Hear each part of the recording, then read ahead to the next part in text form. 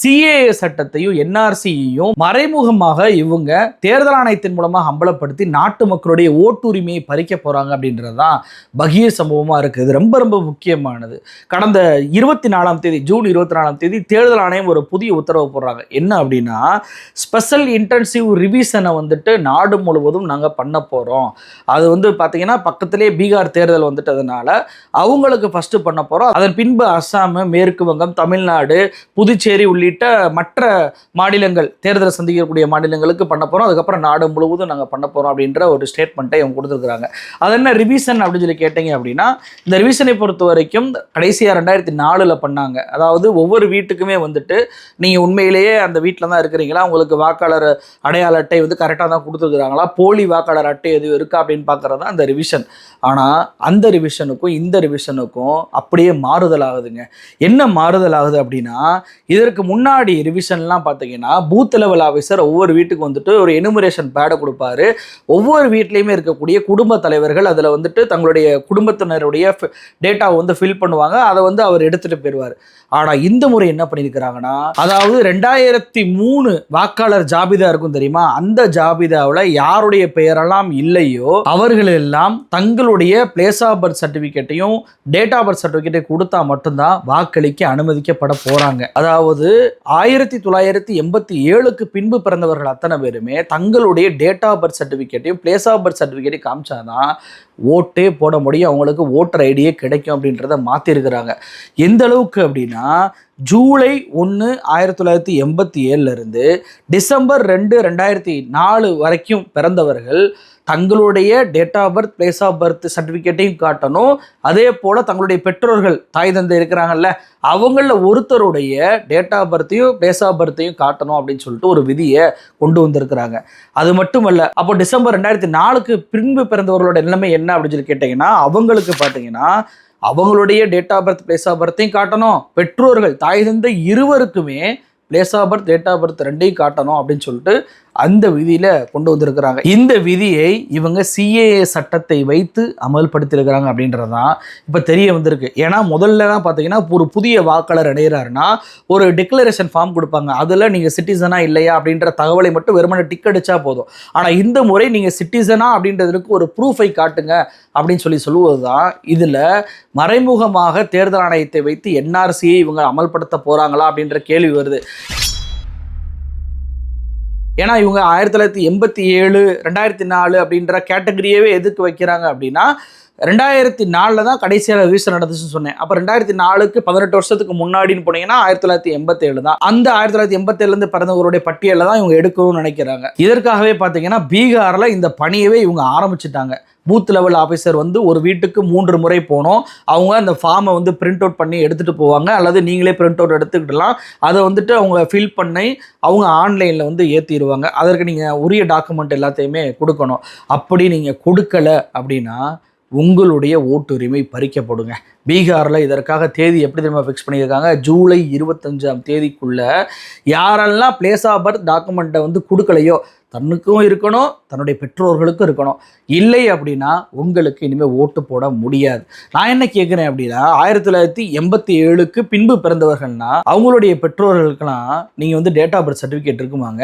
நீங்கள் சாதாரணமாக 1960களிலேருந்து பிறந்தவங்களே நீங்கள் போனீங்கன்னா டேட் ஆஃப் பர்த் சர்டிஃபிகேட்டே இருக்காது. பிறந்த தேதியே தெரியாதுங்க. கிராமத்துக்கு நீங்கள் போனீங்கன்னா உங்கள் பிறந்த தேதி என்ன அப்படின்னா அவங்க தமிழ் மாதத்தை தான் சொல்லுவாங்களே தவிர ஆங்கில மாதம் எந்த தேதி, எந்த வருஷம், எந்த மாதம் அப்படின்றதெல்லாம் அவங்களுக்கு தெரியாது. அவங்க சர்டிஃபிகேட் கூட வாங்கியிருக்க மாட்டாங்க. அப்படிப்பட்ட நபர்களுக்கு எல்லாம் நீங்கள் என்ன பண்ணுவீங்க? அப்போ அவங்களுடைய பிள்ளைகளுக்கு எல்லாம் நீங்கள் ஓட்டுரிமையை கொடுக்காம ரத்து செய்ய போறீங்களா? குறிப்பாக இது பீகார்ன்றது பாஜக ஆளக்கூடிய ஆளுங்கட்சியாக இருப்பதனால அது பெருசாக பண்ண மாட்டாங்க. ஆனால் பிஜேபி எதிர்கட்சியாக இருக்கக்கூடிய அல்லது அந்த மாநிலத்தில் ஆட்சியை பிடிக்கணும்னு சொல்லி இருக்கக்கூடிய நிலைமையில் இருக்கக்கூடிய மாநிலங்களை தான் இதில் குறி வைக்கவே போகிறாங்க. அதாவது பிஜேபிக்கு எதிரான வாக்காளர்களை எல்லாம் குறி வச்சு அவங்களை எல்லாம் ரத்து பண்ண போகிறாங்க அப்படின்ற அப்படின்ற ஒரு விஷயம் இப்போ உருவாயிருக்கு. ஏன்னா மம்தா பானர்ஜிக்கு பார்த்தீங்கன்னா அவர் ஒரு ஸ்டேட்மெண்ட்டை முதல் சிஎம்மாக அதை கொடுத்துருக்கிறாரு. எனக்கு தேர்தல் ஆணையத்திட்ட இருந்து 2 கடிதங்கள் வந்துச்சு. இது எதற்காக இப்படி ஒரு ஃபிக்ஸ் பண்ணுறாங்க? மறைமுகமாக என்ஆர்சி இவங்க பண்ண போகிறாங்களா? மேற்கு வங்கத்தை இவங்க குறி வைக்கிறாங்களா? இஸ்லாமியர்களோட ஓட்டை பறிக்கணும்னு நினைக்கிறாங்களா? எப்படிப்பட்ட ஒரு திட்டத்தை நீங்கள் அமல்படுத்த போறீங்கன்னா ஏன் மாநில கட்சிகளை அழைத்து ஒரு ஆலோசனை நீங்கள் பண்ணவே இல்லை அப்படின்ற கேள்வியை கேட்குறாங்க. இப்போ புலம்பெயர் தொழிலாளர்களாக இருக்கட்டும், மாணவர்களாக இருக்கட்டும், கிராமவாசிகளாக இருக்கட்டும், படிக்காதவர்களாக இருக்கட்டும், இவங்களோட ஓட்டெல்லாம் வேணாம் அப்படின்னு சொல்லி இந்த பிஜேபி முடிவு பண்ணிருச்சா? இது குறித்து எல்லா சிஎம்களுமே நீங்க குரல் கொடுக்கணும் அப்படின்ற பதிவை அவர் வெளியிட்டிருக்கிறாரு. ஏன் இது ரொம்ப முக்கியத்துவம் வாய்ந்த ஒரு பிரச்சனையா மாறுது அப்படின்னா, இது அப்பட்டமாக என்ஆர்சி அமல்படுத்துறதுங்க. இவங்க என்ன சொன்னாங்க? சிஏஏ சட்டம் என்பது வெளிநாட்டிலிருந்து வரக்கூடியவர்களுக்கு மட்டும்தான், அகதிகளுக்கு மட்டும்தான் பொருந்துமே தவிர உள்நாட்டில் ஒருவர் கூட பாதிக்கப்பட மாட்டாங்கன்றதானாங்க இவங்க சொல்லக்கூடிய ஒரு விஷயமா இருந்துச்சு. இப்போ உள்நாட்டில் இருக்கக்கூடிய மக்களுடைய ஓட்டுகளை பறிக்கக்கூடிய வகையில இவங்க செயல்படுறாங்க.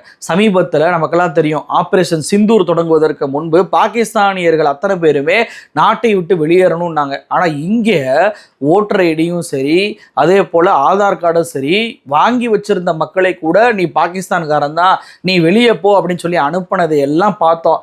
அப்படி அவர்களே அனுப்பும் போது வாக்காளர் அடையாள அட்டையை நீங்கள் அந்த பிளேஸ் ஆஃப் பர்த் டாக்குமெண்ட்டை உங்களுடைய பெற்றோர்னால, உங்கள் பெற்றோர் வாங்காததுனால, படிக்காததுனால நீங்கள் கொடுக்க முடியாமல் போச்சு அப்படின்னா நீங்களும் இந்த நாட்டுடைய அகதியாக மாற்றப்படுவீங்க. முதல்ல வாக்காளர் அடையாள அட்டையை பிரிப்பாங்க. ஏன்னா அந்த டாக்குமெண்ட்டை வாங்கி இவங்க ஆன்லைனில் ஏற்றுவாங்க.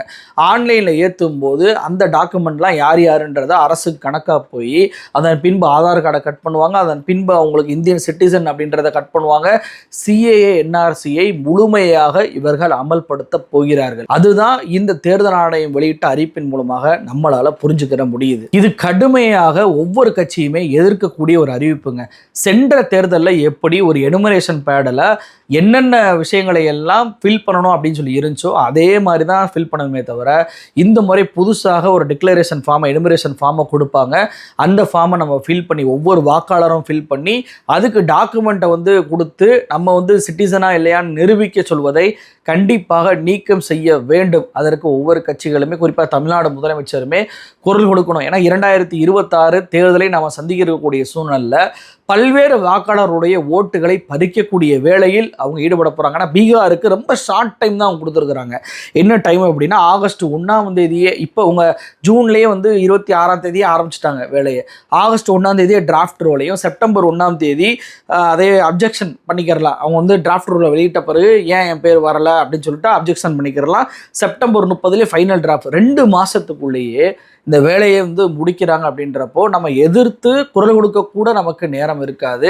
அப்ஜெக்ஷன் வைக்கிறதுக்கு முன்னாடியே நம்மளை வாக்காளர் பட்டியலிருந்து வெளியேற்றிடுவாங்க. அந்த வாக்காளர் பட்டியலிருந்து வெளியேற்றுவது சாதாரண ஒரு விஷயம் கிடையாது. ஏன்னா ஒருத்தருக்கு 2 வாக்காளர் அடையாள அட்டை இருக்கலாம், அதில் ஒன்று போனால் பிரச்சனை இல்லை அப்படின்னு சொல்லி நம்ம நினைக்கலாம். ஆனால் இது உங்களுடைய சிட்டிசன்ஷிப்பே கேள்விக்குறியாக்க போகிறது அப்படின்றது தான் கருத்தில் கொள்ள வேண்டிய ஒரு விஷயமா இருக்கிறதுனால பிஜேபி சிஏ வைத்து சொன்ன அந்த பிரச்சாரம் பொய். அவர்களை ஒருபோதும் நம்பக்கூடாது. அவர்கள் எப்போதுமே மாற்றி மாற்றி பேசக்கூடியவர்கள். பொய்யை பேசி மக்களை ஏமாற்றி ஒரு சட்டத்தை கொண்டு பின்பு மக்களையே வதைக்கக்கூடிய வேலையில் அவங்க ஈடுபடுவாங்க என்பதற்கு இது ஒரு சாட்சியாகவே இப்போ அமைஞ்சிருக்கு. ஏற்கனவே நான் சொன்ன மாதிரி 2003 அந்த வாக்காளர் ஜாபிதாவில் இல்லாதவங்கள்லாம் இந்த டாக்குமெண்டெல்லாம் கொடுக்கணும் அப்படின்றப்போ பீகாரில் மட்டும் பார்த்தீங்கன்னா 2003 அப்புறம் 3 கோடி வாக்காளர்கள் சேர்க்கப்பட்டிருக்கிறாங்க. இந்த 3 கோடி வாக்காளர்களையுமே இவங்க ஈஸியாக போய் 2 மாதத்துக்குள்ளே முடிச்சிட முடியுமா? முடிக்கவே முடியாது. அப்போது இது பீகாருக்கான விஷயம் இல்லை. அடுத்த தேர்தலை சந்திக்கக்கூடிய கேரளா, புதுச்சேரி, தமிழ்நாடு, மேற்கு வங்கம் போன்ற மாநிலங்களை குறிவைத்து அந்த மாநிலத்தில் இருக்கக்கூடிய மக்களுடைய ஓட்டுரிமையை பறிப்பது தான் இவங்களுடைய ஒற்றை அஜெண்டாவாக இருக்குது. இது குறித்து அந்தந்த மாநில அமைச்சர்களும் சரி, எதிர்க்கட்சிகளும் சரி மிகப்பெரிய அளவில் மக்கள் மன்றத்தில் ஒரு விழிப்புணர்வை ஏற்படுத்தி தேர்தல் ஆணையத்தை இந்த அறிவிப்பை பின்வாங்க செய்ய வேண்டும் அப்படின்றதான் என்னுடைய எல்லோருடைய கோரிக்கையாக இருக்குது. நன்றி.